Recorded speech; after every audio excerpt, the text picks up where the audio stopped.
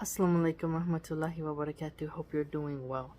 So, the beginning screenshot is from a page called Gays Against Groomers. I don't endorse them, it's just they posted it and I screenshot it, and I wanted to discuss it here with you because this is the healthcare that the secular liberal atheists and / progressives promote.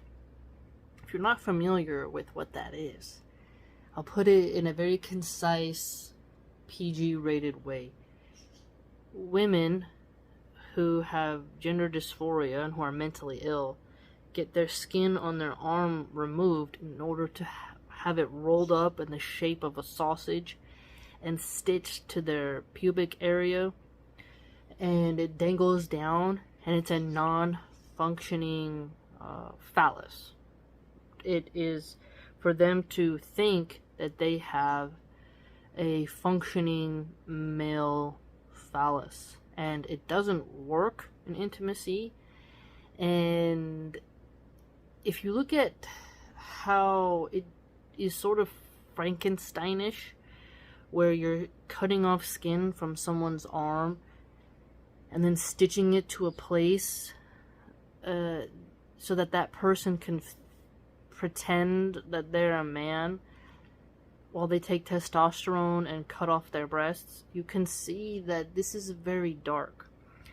And the medical industry, the lab coats, are making a lot of money from doing this, okay? And such an ugly scar disfigures the beauty of the individual. And let's put it this way. Men,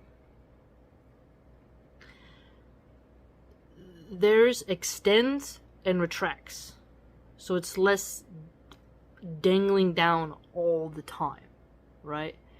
Let's put it as PG as possible. Just like with a horse, it's not always dangling down, it's put away. So a woman who gets one dangling down, it's never gonna shrink or retract because it's arm flesh. And as this individual walks around, it'll always look like they have a permanent erection, and that permanent erection in tight clothes will always be visible to children and people in general.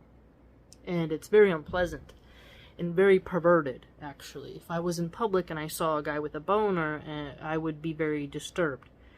So these people who stitch their arm skin onto them look like they have permanent erections, and this can be very unnerving and unpleasant to see.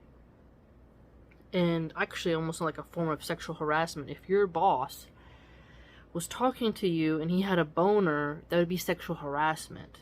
So it's kind of awkward if a woman who thinks she's a man has arm flesh dangling and it's like looks like an erection, and they're standing next to you as you work on the laptop. It can be a very uncomfortable feeling. And this is what the atheist liberals are pushing in their flag and promoting in schools to your children.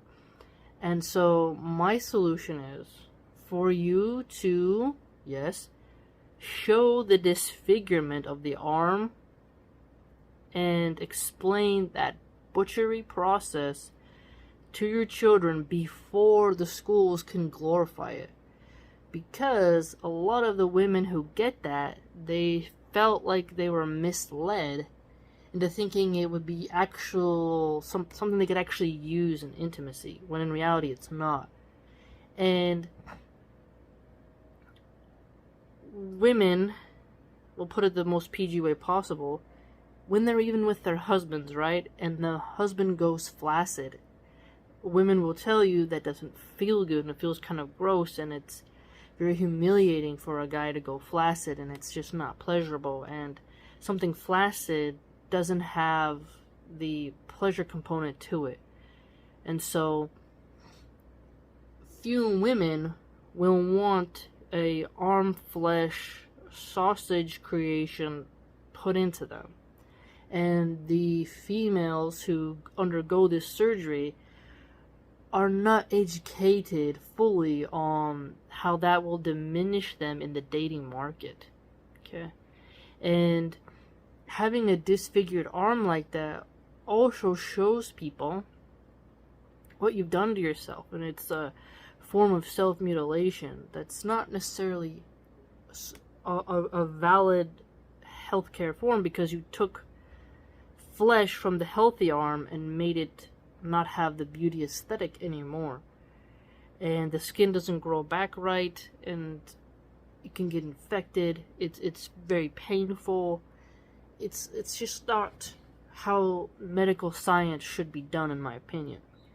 And so, in order for you to get a head start on this, because the schools will glorify it with books, cartoons, it's everywhere, you need to show the raw reality. And so that way, when your kid sees that flag, they know exactly what's being pushed to them, and they can guard their heart. And it's tough to look at, but it's important, because your child going through that is a brutal thing in and of itself. When they read I Am Jazz to my Muslim child without my knowledge, and my daughter came home and talked to me about it, and I told her, no, that's actually a boy who's just become a eunuch with an open flesh wound and is taking hormones. It's not really a woman, it's a boy. She cried and was hurt that the principal who read the book to the children had lied to her. And she felt betrayed and confused, and it was a very hard ordeal for our family. And so a book that promotes mutilation and bodily butchery was read to children in elementary school instead of focusing on vocabulary, mathematics, gardening, more life skills. They were pushing this sort of new age bodily butchery onto the children who don't even have this concept in their head. And so I made sure, when that happened, about 2 years ago now that happened, I made sure to make my opinion known to the principal. And a lot of the moms and the school staff treated me very different after that, obviously, because they're all liberals.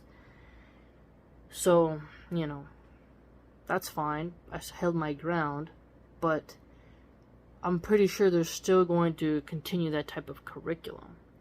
And so in order to get a heads up, because they didn't send out an email telling us they were going to read that. They just did it. And it's important for parents to really show the raw reality of what that looks like. And what's the long-term healthcare consequences, financial costs, and everything associated with that. And I hope that you can find solutions that work for your family, but know that they're going very potent with the elementary school children. And so next time a liberal atheist or an ex-Muslim comes to you and acts like their values are superior, go ahead and just show them that arm and say, like, do you think this type of experimentation is good? You think that's healthy for women to do to themselves? These women, these ex-Muslim women, will often complain about the oppression of a niqab or a hijab, and then turn around and do apologetics for disfiguring your arm and stitching arm flesh to your crotch as healthcare. So they're very against the modesty rules, but very pro tear up your arm. And so I think it's very important to have these nuanced discussions with your loved ones before the propaganda comes to them behind your back. Okay? And so go watch some videos of that whole process. It really gets in your nerves, really makes you feel this sort of visceral, guttural reaction. And the shock and awe really works well. Just like when someone says they like abortion and then they see the aftermath of it, it really changes things, right? When people actually see the results instead of the flowery ivory tower propaganda, they actually get to see the raw truth. And that's why censorship is so high, because they don't want you to actually show those pictures, because people become averted to it. Okay? Let me know what you think. And I hope you're having a great Ramadan. And I'm still fundraising for like 1/4 there for the book holder and the wooden panel to go in the background. And so if you want to donate towards that, you can do so via my blog. I've been posting often on my blog. You get content on there, and that's the proper way to message me if you have like inquiries, or you have a question, or you have some topic you want to discuss. That'd be the proper format for that. And so you can go ahead and do that. It's $5 a month. It's like a cup of coffee, and you get access to all the past stuff that I've written on there as well. And so I hope to see you there. Take care.